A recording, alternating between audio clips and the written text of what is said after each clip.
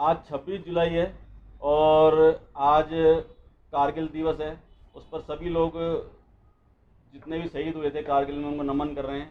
आज हम बात करेंगे कारगिल के हीरो और महावीर चक्र विजेता दिगंबर कुमार जी से।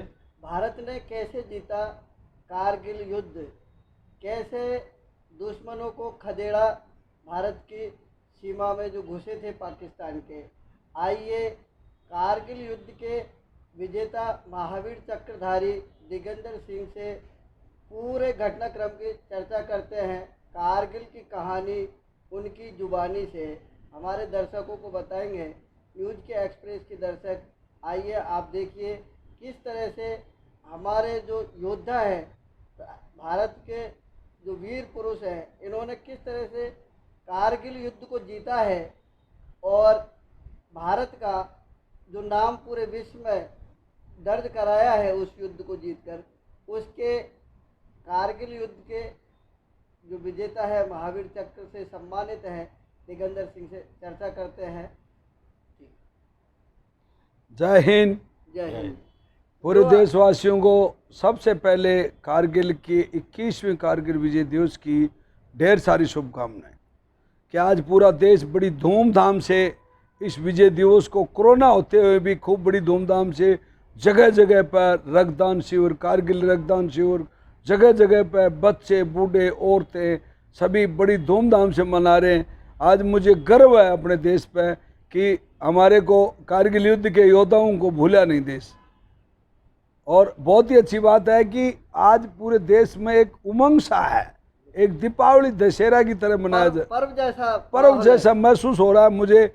आज सुबह से बहुत मीडिया साथी, इलेक्ट्रिक मीडिया, प्रिंट मीडिया, ये ऑनलाइन सिस्टम, तकरीबन बहुत ही ज़्यादा लोगों ने आकर के मेरे से बातचीत पूछी और पूछा कि भाई आप एकमात्र जिंदे महावीर चक्र विजेता है कारगिल युद्ध के, आप मैन हीरो हैं, तो हम आपसे पूछते हैं। आप हमारे दर्शकों को बताइए कि उस समय जी जो जी कारगिल युद्ध जो चल रहा था, जी जी भारत ने, आप जो योद्धा, जो आपकी टीम थी, किस तरह से कारगिल युद्ध को देखो, जीता है? कारगिल युद्ध तो मई में स्टार्ट हो गया था जी।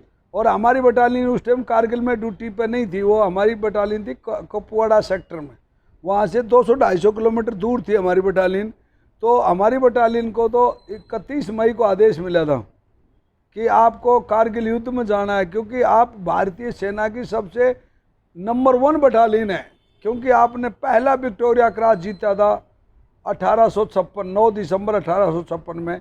और आपकी बटालियन देख लो, 200 साल पुरानी बटालियन है और आपकी बटालियन का बहुत तगड़ा काम है, पहले इतिहास गवाह है।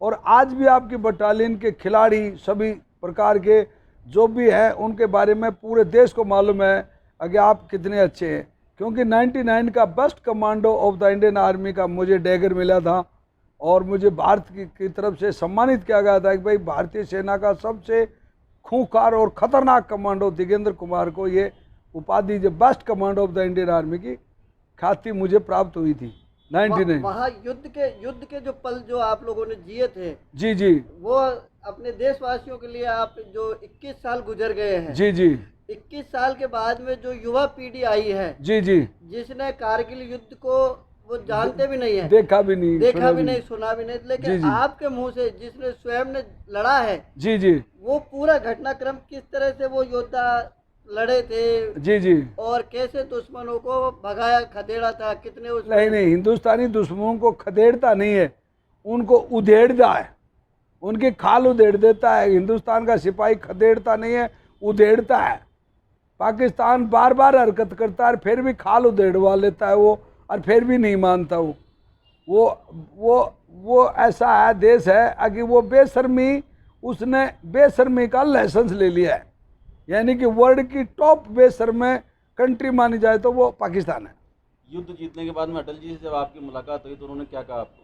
देखो, अटल जी की मेरी सबसे पहली मुलाकात श्रीनगर के मिलिट्री हॉस्पिटल में हुई थी।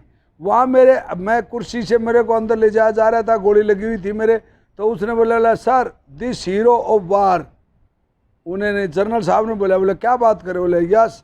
उन्हें आकर के मेरे 3 थप्पी मार के ये कहा कि वारे मेरे कलयुग के कर्णबली, तना 48 मारे, शाबाश मेरे बच्चे, तेरे जैसे बच्चे इस देश में हैं तो इस देश का कोई बाल बाका नहीं कर सकता। आपको इस समय आपके जो युवा हैं, जो युवा आपके जी, जी। साथ के सेना में हैं, उनको आप क्या संदेश देना चाहेंगे? नहीं, मेरे युवा, मैं ट्रेनिंग दे के आया हूँ उनको।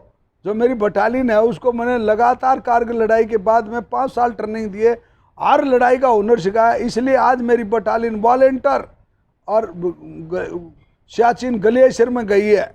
वहाँ से उसका गलवान घाटी में भी कूद कर जाए, क्योंकि हमारे वाले होते तो 43 नहीं मारते, हम तो 4300 टपका देते। लेकिन वो क्या हुआ कि हमें, हमारी बटालियन जयपुर से अभी वहाँ गई हुई है। अभी आप अपने युवा पीढ़ी को, जी, जी। देशवासी, राजस्थान के जो वासी हैं, हाँ बिल्कुल, उनको क्या पूरे संदेश देना चाहते हैं? मैं यही संदेश देना चाहता हूँ। मेरे पिताजी ने मेरे को बचपन में एक ही शिक्षा दी थी कि वीर भोग्या वसुंधरा, इस धरती का नाम वसुंधरा है और इस वसुंधरा पे वीर ही किसी चीज़ का भोग कर सकता है, अन्यथा भोग विच्छेद हो जाता है। वो कुछ भी नहीं, ना खा सकता, ना पी सकता, ना ढंग से रो सकता। कायर तो रो भी नहीं सकता सुर में। तो कहने का मतलब कायर की तो कोई जिंदगी नहीं, क्षण भंगुर है वो। तो इस धरती पे एक तरह का वजन है, वो कम हो जाए तो कोई फर्क नहीं पड़ेगा इस धरती माता को, क्योंकि इस पे बहुत वीर है। एक दो कायर भी पैदा हो जाते हैं तो कई माँ तो पेट में मार देती है उनको, कायरों को पता चल जाता है। तो वीर भोगा इस धरती पे जो युवा पीढ़ी है उसको एक ही संदेश देना चाहता हूँ कि मौत तो डेली मरते ही यारों, मौत तो डेली मरते ही यारों। अरे मौत ऐसी मरो जिसको हर 26 जुलाई को याद करे यारों।